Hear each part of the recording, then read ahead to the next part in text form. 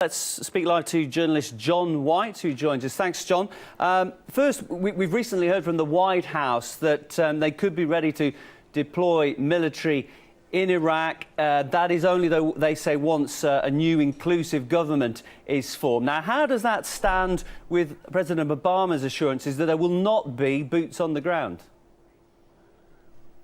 Well, isn't it ironic that just 3 years after US troops left Iraq, in a worse state in which they found it, we're now contemplating US troops returning to Iraq in large number.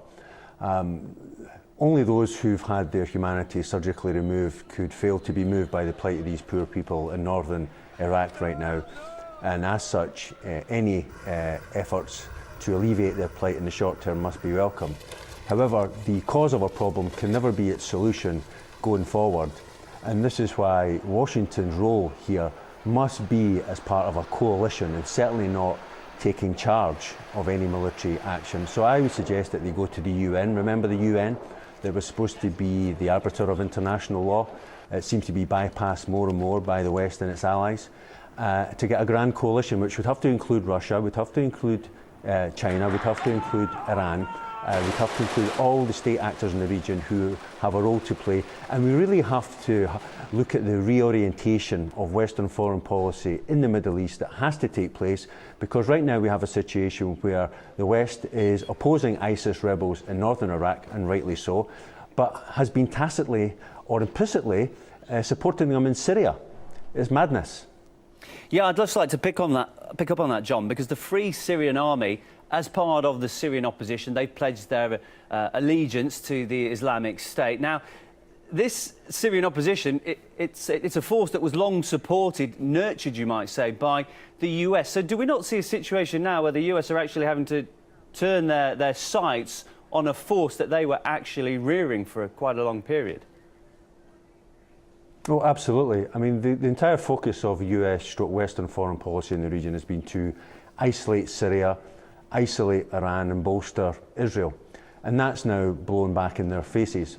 So if they're interested in alleviating and putting out the fire that is raging across the Middle East, they have to understand that the divide in the region right now is not between Sunni and Shia, it's not between Muslim and non-Muslim, it's between sectarian and non-sectarian. So their role must be to isolate sectarian forces and to bolster non-sectarian forces. So they have to also look at the relationship with the Saudi Arabian kleptocracy, the Qataris, the Kuwaitis, the Gulf states, who are fomenting and funding this chaos in the region and have been for quite a number of years now. OK, John, let's just turn briefly to finance. I just want to take a quick look at the possible cost that today's strikes could be incurring upon the American taxpayers, because launching an F-18 Hornet fighter jet, that costs around $16,000 an hour. The laser-guided bombs, which have been dropped on jihadists, they come in at $21,000 each. We don't know how many bombs were used today, but local reports are suggesting there were at least 6 airstrikes. I mean, this is early days, but already quite a lot of money will have been spent in these early efforts. Now, do you think that the American taxpayers already bore the brunt of a very expensive war in Iraq the last time out? Do you think they will be ready to pay for this violence and the expense once again? Well, certainly not. Here we see the growing disconnect between the American public and their political class in Washington. When it comes to war, when it comes to subverting regimes all across the world, when it comes to going to war in service to US corporate business interests, there seems to be a limitless amount of money within the US government. But when it comes to alleviating the poverty, the growing inequality in the US, Detroit is bankrupt. There's third world levels of poverty in most American cities. There's no money. This obviously cannot obtain.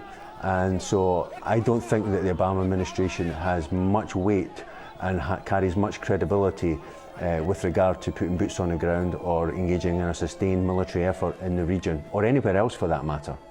Now, ISIS has been calling on its members to target pretty much all-encompassing US interests worldwide. The US has been very vocal about its war on terror. Do you think that perhaps that's now coming back to haunt them to an extent?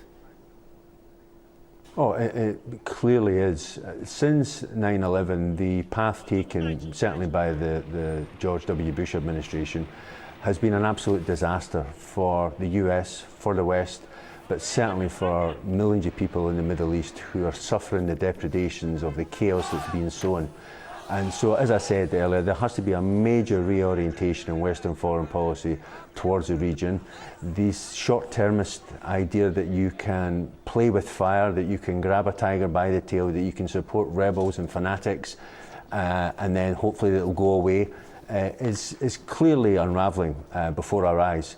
So unless there is a major reorientation, the chaos will get worse. There has to be an end to the hypocrisy and double standards, support for the apartheid state of Israel and its massacre of women and children in Gaza as we speak, attempts to undermine one of the only non-sectarian governments in the region right now, the Syrian government, and supporting proxies, whether it's in Ukraine or whether it's in the Middle East or anywhere else in the world. This must come to an end. OK, thanks so much for giving us your take on this. Joining us from the UK, that's journalist John White. Thank you.